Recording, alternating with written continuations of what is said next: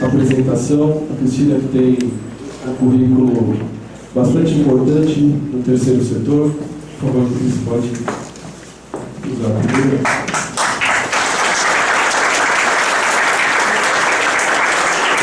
A Cristina tem um trabalho muito importante no terceiro setor, principalmente na elaboração de projetos, captação de recursos.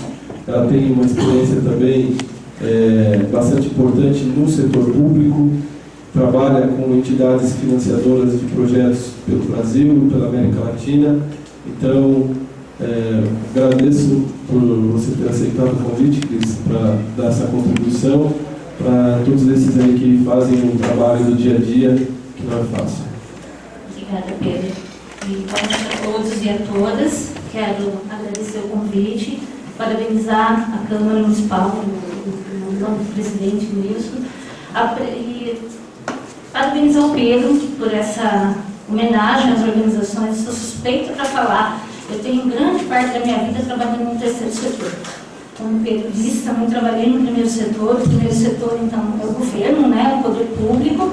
O segundo setor é a iniciativa privada, com fins lucrativos. E o terceiro setor são as organizações não governamentais sem fins lucrativos, que é formado por lideranças da sociedade civil. Eu acredito muito no terceiro setor. Acredito como ponto, primeiro, de fortalecimento da democracia. Eu acho que uma democracia ela não existe se não tiver uma sociedade civil organizada que trabalhe lado a lado com o poder público e com a iniciativa privada. A iniciativa privada tem uma clareza muito grande que ela quer, que é lucro. E graças a Deus, nos últimos tempos, o mercado é regulado por uma série de legislação que esse lucro não venha a qualquer preço, que ele respeite os direitos da sociedade.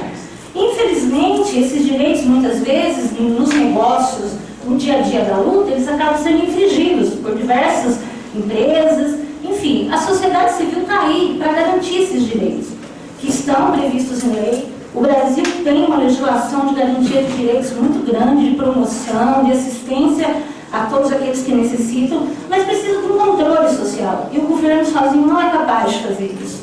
A sociedade civil organizada, ela é crucial para o fortalecimento da democracia. Senão a gente vive uma ditadura, onde o poder público faz o que quer e a iniciativa privada trabalha por lucro e não por um bem maior coletivo. Por que eu acredito no terceiro setor?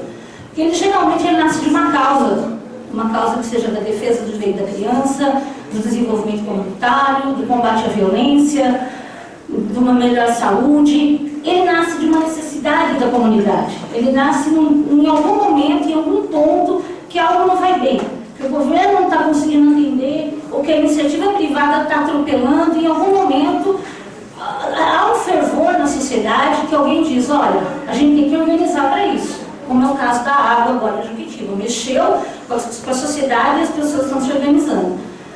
Eu acredito muito nisso. Para mim, sem a participação ativa, a democracia não é só o voto, né? O voto ele é um dos elementos da democracia. Mas o nosso papel de cidadão, de controle social, de participação nas políticas públicas, ele também é um dever nosso enquanto cidadão. E nós podemos exercê-lo através do terceiro setor, através das organizações da sociedade civil sem fins lucrativos, que estão aqui para promover uma maior justiça social, uma igualdade social de todo mundo.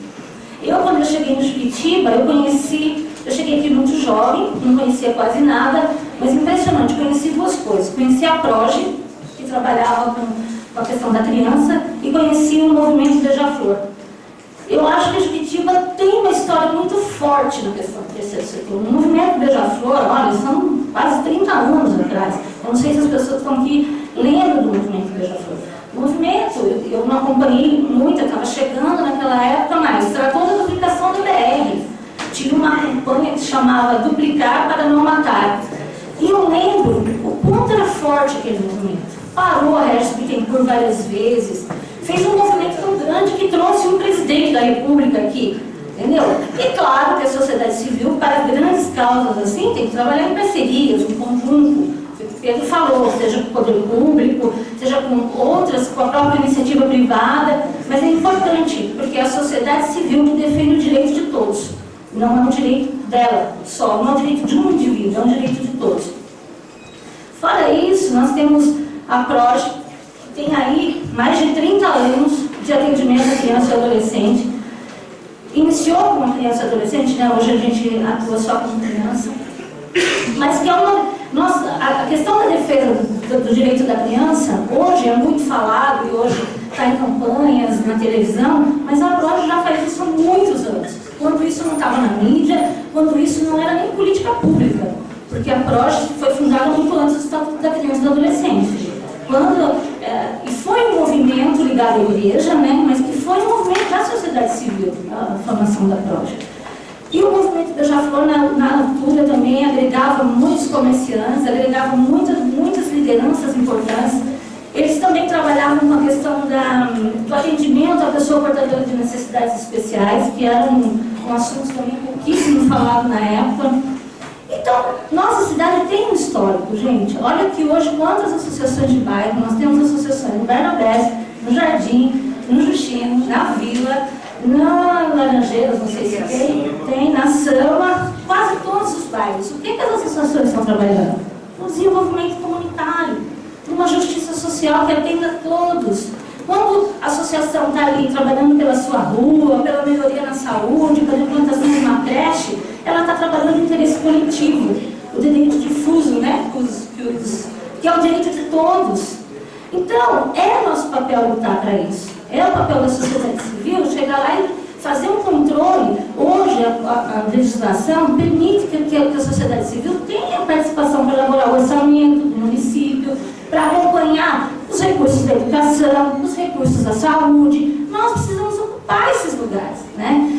O Rota de Jequitiba é uma organização da sociedade civil, está há 10 anos, acho, né? Mais de 10 anos, fez feiras da cidadania, que atendia a cada feira 5.000 pessoas, fez qualificação para jovem, formação para jovem, fez campanha da saúde da mulher. Quer dizer, se o poder público estava com uma certa necessidade, estava com uma certa carência, uma dificuldade, nesse momento a sociedade civil foi lá e contribuiu. Agora também é papel dela participar da elaboração das políticas.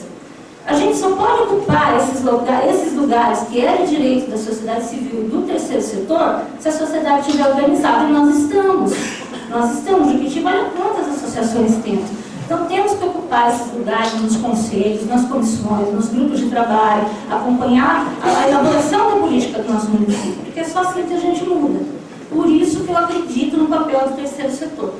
Não é fácil, é difícil, porque muitas vezes é voluntário, apesar de hoje existir diversos organismos que financiam, você precisa ter pessoas capacitadas, ou então que façam um curso, que queiram aprender a elaborar um projeto, que ele falou.